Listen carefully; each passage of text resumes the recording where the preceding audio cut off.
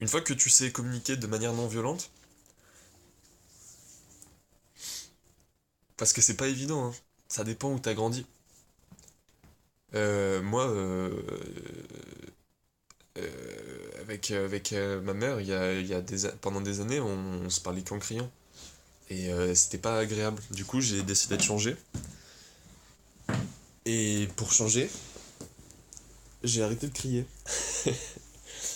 Pour discuter, mais ça arrange les choses, hein. En vrai, c'est plus simple. Mais après, c'est un peu unilatéral, quoi.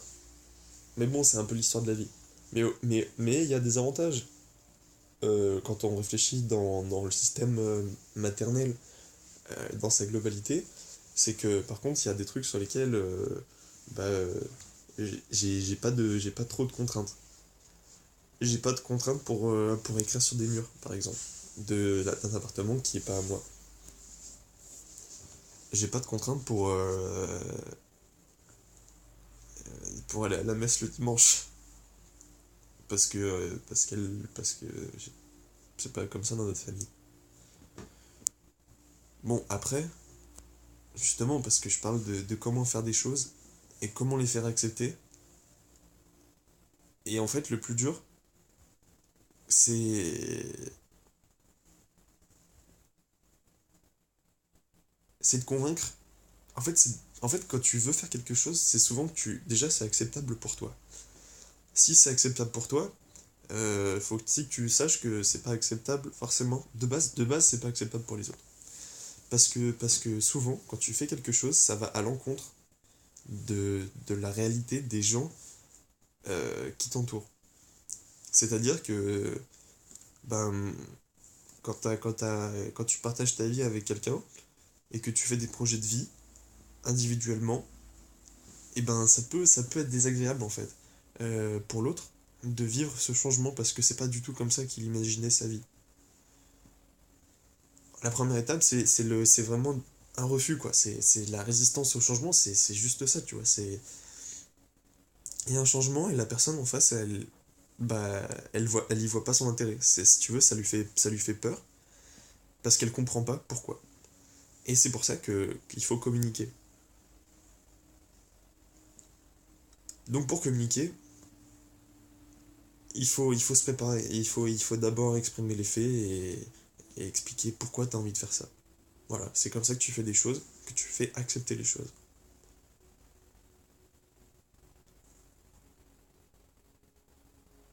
Je cherche un exemple.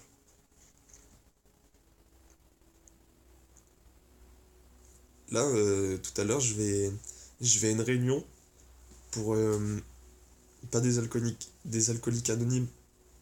Non, je vais à une réunion. Là, j'habite dans une copropriété, c'est-à-dire qu'il y a plusieurs immeubles qui forment un tout. C'est un système. C'est un système copropriété, composé de divers éléments, avec des interactions ensemble et des interactions avec l'extérieur. Ces éléments,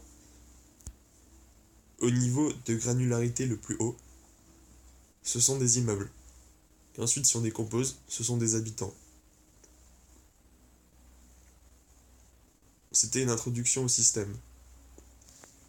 Donc, si je vais à une réunion avec des gens de cette copropriété, ben, c'est parce que j'ai envie de faire un potager dans les espaces verts en bas de chez moi. Si, là, sans en discuter avec personne, je prenais des outils, non, même pas des outils. Si je prenais de la paille, si je prenais du BRF, du bois raméal fragmenté, une matière qui, qui, qui, en fait, si tu, enfin, en gros, c'est des bouts de branches de jeunes branches. En fait, c'est des déchets de forêt, mais très jeunes. Et en fait, c'est tellement bien que c'est comme si tu plantais un arbre dans du BRF, et ben il se développerait plus vite que dans la terre. Et en fait, c'est très simple, c'est parce que c'est plus aéré, parce que c'est encore très frais, très jeune, il y a plein de nutriments dedans. Et ça va être très vite digéré par des champignons. Et les champignons, ça va aider les racines de ton arbre. Et en fait, quand tu plantes ton arbre dans du BRF, c'est comme si tu le plantais dans un humus de 100 ans. Un humus de forêt de 100 ans. C'est fou ce qu'on fait quand on broie des choses. Bon bah là, si j'arrivais avec ma paille et mon BRF, sans avoir demandé est-ce que je peux faire un potager auprès des 200 personnes qui habitent ici, bah, enfin des 200 appartements, donc il y a forcément plus de personnes, je pense. Parce que moi j'habite tout seul, mais il y a des familles aussi. Bon, si je commence à foutre des trucs n'importe où sans demander l'avis à personne, il y a de fortes chances pour que les gens ragent et que je sois obligé de réparer ce que j'ai fait. Et ensuite, bah là, je suis grillé et je peux changer de copropriété parce que les gens disent mais qu'est-ce qu'il fout, il fait n'importe quoi, on peut pas compter sur lui. Du coup, bah je peux plus rien faire. Bon, du coup, là, je t'explique comment éviter ce genre de situation. Tu me dis bah oui, le plus simple c'est d'en parler, mais comment t'en parles?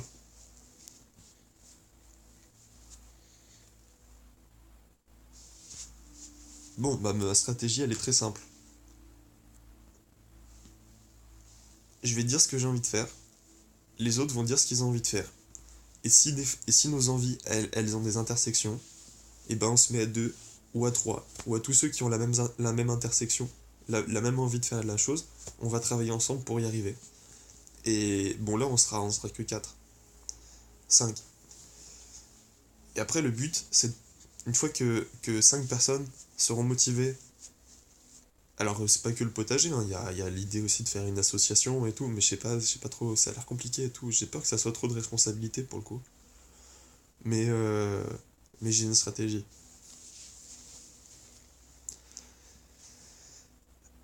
Quand on aura trouvé ce qu'on a envie de faire, chacun, ensemble ou non, enfin je veux dire tous ensemble ou non, on peut être qu'un groupe de 2 3.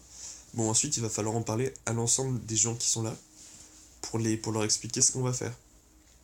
Pour qu'on ait en fait une crédibilité mais aussi euh, une marge de manœuvre en fait. Parce que si je me mets à faire ça maintenant, bah il y a franchement,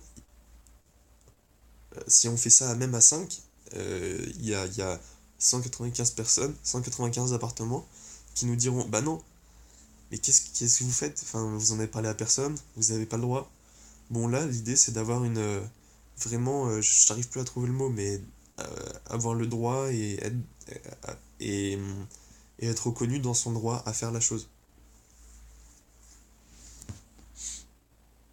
C'est mon objectif.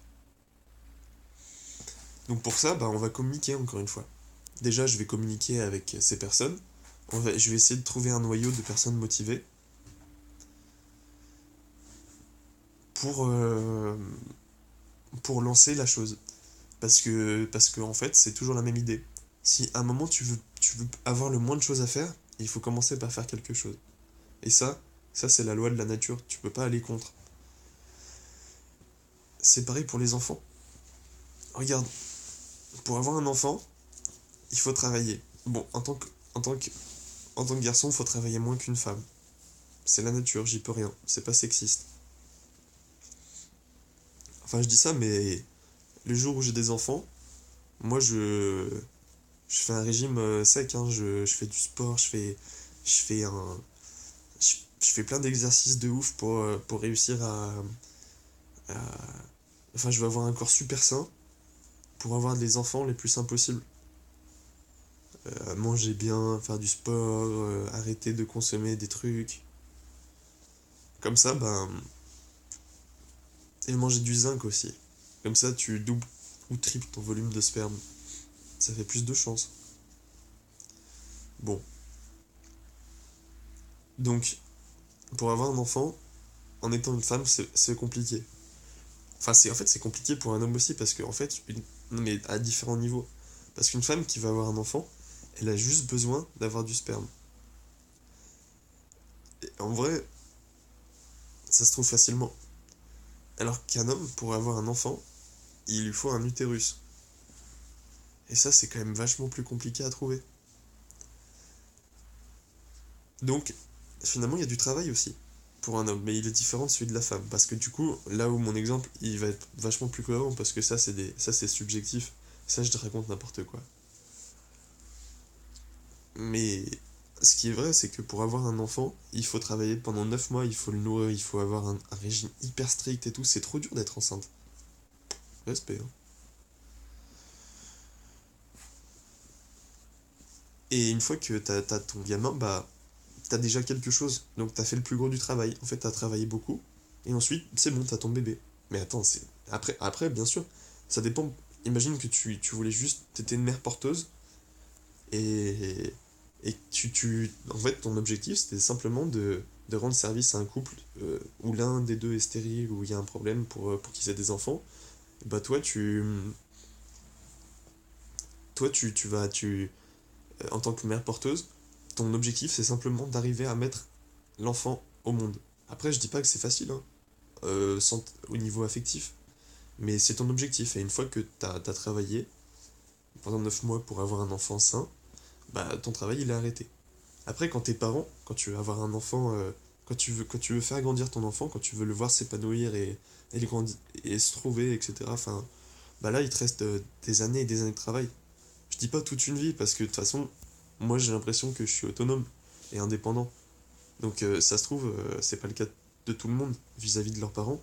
Mais, mais après, il y a un moment où quand t'es parent, je veux dire, ton enfant il est adolescent, déjà tu t'occupes moins de lui. Enfin, déjà il est au collège, il est fin d'école primaire, collège, il va tout seul à l'école. Tu vois, à chaque fois tu travailles de moins en moins en fait. Enfin, t'as moins de trucs chiants opérationnels, c'est-à-dire tu t'es moins obligé de faire des corvées pour. Par contre, tu vas beaucoup plus réfléchir. Bon, bah ça c'est de la permaculture. C'est bien, encore une fois une preuve que c'est l'observation de la nature. Ça marche pour les enfants, donc ça marche pour, pour tous les trucs humains en fait. Donc là, dans mon cas, je vais devoir beaucoup travailler, là j'ai beaucoup réfléchi, et je pense qu'on va devoir faire pas mal de réunions, et ça va être long, ça va être fastidieux, pour arriver à se mettre d'accord. Mais une fois qu'on aura fait ça, ben déjà, une fois que par exemple on aura créé l'association, on n'aura plus à la recréer. Donc ça, c'est pas mal. La deuxième étape, et non des moindres, ça va être une fois qu'on a le noyau, l'association, tout ça, la deuxième étape, ça va être de commencer à communiquer avec le reste des habitants, pas ou peu ou pas encore impliqués. Et ça va être plus dur.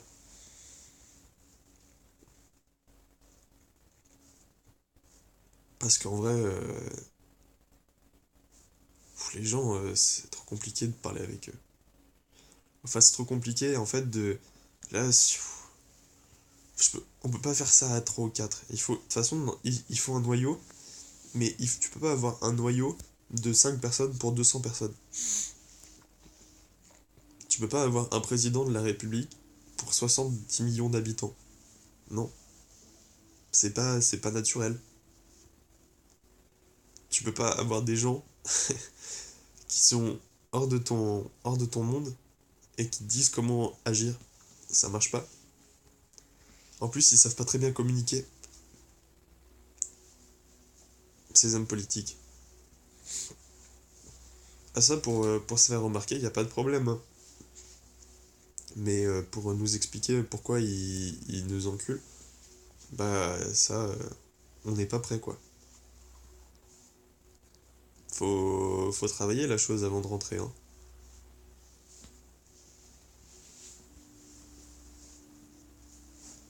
Bon, et pour travailler la chose, il faut en discuter. C'est comme ça que tu arriveras à faire des choses, acceptées par ton entourage. C'est le plus dur. C'est le plus dur. Mais mais il y a un truc que tu dois savoir, que tu dois pas oublier pour que que tu restes motivé.